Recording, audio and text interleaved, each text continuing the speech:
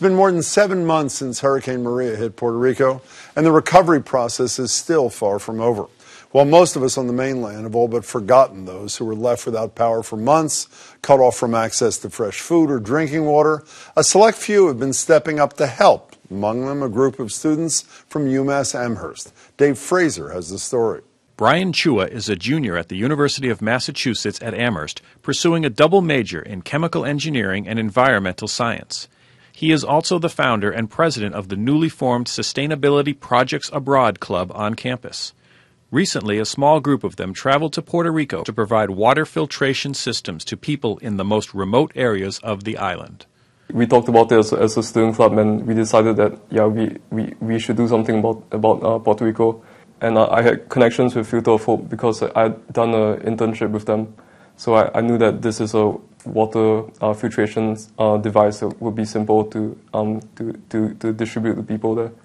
With several $1,000s raised from a GoFundMe online campaign, members of the club headed to the island in early January with 100 hollow fiber membrane water filters to distribute.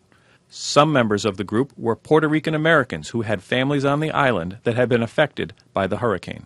We didn't have communication with our family for about 5 days. No cell phones at all. They were all down.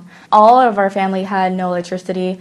My grandmother, and they are both diabetic, didn't have electricity or water, running water, for about 3 months. We wanted to be very, very intentional about how we distributed water filters. We wanted to go to communities that needed the most help. The group quickly realized that what they were doing was so much more than just providing families with a way to purify their water.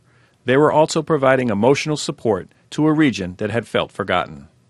Most of the time when we got to a house, it was hard to leave because they didn't want to let us go. They wanted to talk to us, explain everything that happened, show us pictures, show us their house. Every person we talked to, there was a sense of that they were forgotten. For most of the people we visited, we're the first contact of, we're going to help you, and we care. And a lot of them, they were just giving us stories. It was almost therapeutic for both of us.